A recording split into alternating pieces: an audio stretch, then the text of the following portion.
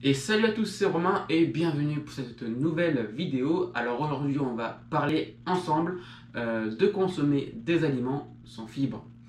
Alors dans un premier temps on va voir pourquoi est-ce intéressant de consommer des aliments sans source de fibres.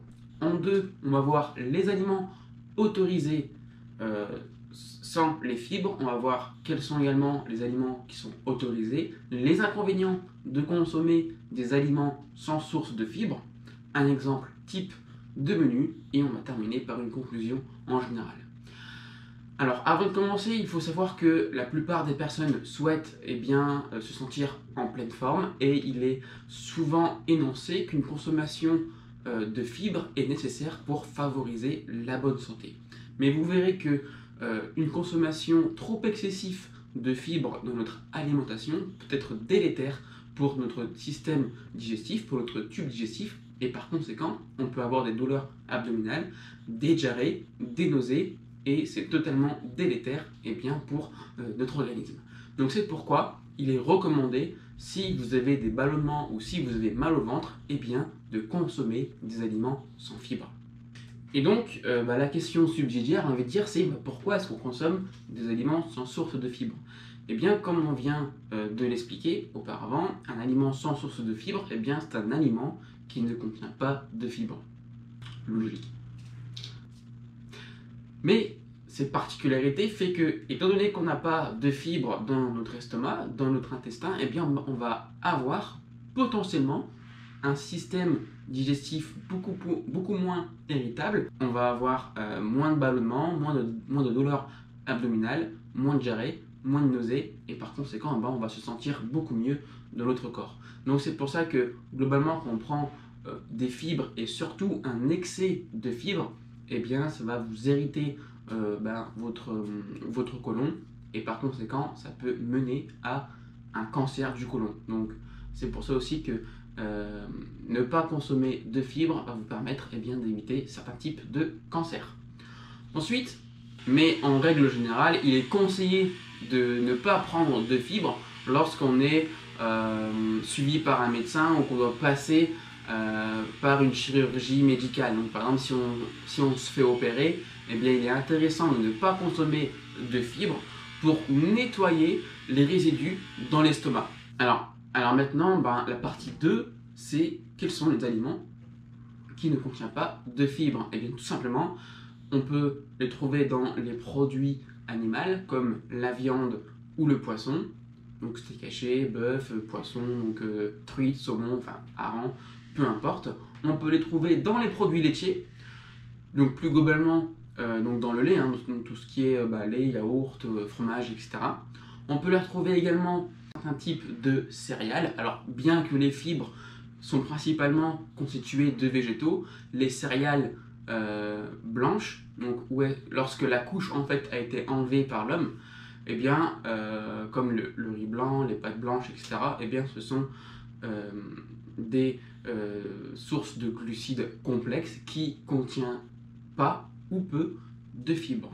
Ensuite, on peut éviter les fibres dans les aliments comme la graisse, donc l'huile d'olive, l'huile de poisson, vraiment peu importe, c'est tout type d'huile. Et ensuite, on ne trouve pas les sources de fibres dans les boissons ou dans les sauces, donc, comme par exemple un coca ou dans les ketchup, dans la mayonnaise. Vraiment, on peut trouver des sources d'aliments qui ne contiennent pas de fibres un peu partout dans notre alimentation.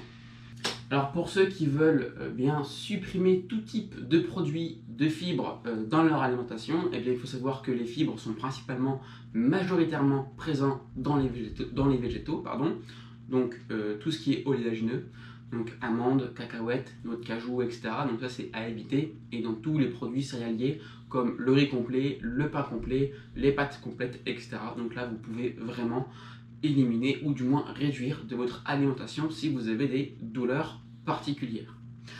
Alors maintenant, les inconvénients de consommer de manière récurrente des produits sans fibres. Alors à court terme, les fibres sont intéressantes pour justement nettoyer votre estomac, éviter tout type de ballonnement ou de nausée, par conséquent d'avoir une meilleure flore intestinale, j'ai envie de dire, hein, pour vraiment tout balayer. Mais, et là où vient la problématique, c'est que les fibres sont quand même super intéressantes pour contrôler votre poids.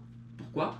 Parce que, je me le répète, les fibres agissent un peu comme une grosse éponge quand ils vont venir dans votre estomac, donc ils vont venir gonfler, et par conséquent, ça va vous avoir un effet de satiété beaucoup plus important que si vous n'en consommez pas. Donc le fait de supprimer ou d'éviter une consommation de fibres dans votre alimentation, va favoriser potentiellement un surplus calorique, une surconsommation d'aliments, et par conséquent entraîne une prise de poids. Donc à court terme, oui, à long terme, non. À long terme, privilégiez des sources de fibres, bien sûr sans excès. Donc forcément, consommer des fibres, c'est super important pour le long terme. Mais à court terme, sachez que c'est aussi intéressant. Alors maintenant, parlons ensemble d'un exemple type d'une journée sans source de fibres. Et bien tout simplement, le matin, vous pouvez très bien prendre du pain blanc avec du beurre, du lait, un petit café et c'est réglé. L'après-midi, vous pouvez très bien prendre une source de protéines, donc viande ou poisson avec des pâtes ou du riz blanc avec bien évidemment un peu de légumes. Donc il y a quand même des fibres dans les légumes, mais on en consomme toujours un petit peu. Vous pouvez consommer à midi un fruit sans la peau, parce que c'est dans la peau qui contient le plus de fibres, donc vous aurez des fibres dans le fruit, mais beaucoup moins si vous enlevez la peau. Donc là aussi, faites les bons choix. Donc, pour le goûter, un fruit avec un thé ou un café, ou des gâteaux qui ne contiennent pas de fibres. Donc là aussi, je vous encourage vraiment à regarder dans la liste des tableaux de valeur derrière l'emballage pour voir si l'aliment en question contient des fibres. Et le soir, pareil que l'après-midi, on peut très bien consommer des pâtes, du riz blanc ou que sais-je, avec une source de protéines, viande ou poisson. Avec un petit jus de citron par-dessus, du saumon papillote, enfin vraiment peu importe, c'est vous qui choisissez. Alors vous l'aurez compris, avoir une consommation sans fibres est assez facile d'accès, accessible à tous. Il faut juste bien regarder la liste des ingrédients et regarder s'il n'y a pas de fibres. Le gros avantage, c'est que vous allez nettoyer votre transit, nettoyer tous les douleurs possibles d'une éventuelle cause de surconsommation de fibres et par conséquent, vous allez aller moins aux toilettes, vous allez être mieux physiquement et c'est un peu comme une puration de votre estomac et de votre tube digestif. Donc sur le court terme, oui. En raison chirurgicale, oui, il est intéressant de consommer des aliments sans fibres, mais d'un point de vue santé et long terme, non, c'est plus probant de prendre des sources de fibres. Donc voilà, j'espère que vous avez compris sur la consommation d'une alimentation sans fibres. Si vous voulez aller plus loin et avoir d'autres sources d'informations sur la nutrition, je vous invite grandement à regarder dans les commentaires dans mon site internet et mon blog où je parle de divers sujets sur l'alimentation. Je vous dis à très vite, à très bientôt, c'était Romain et on reste connecté every day.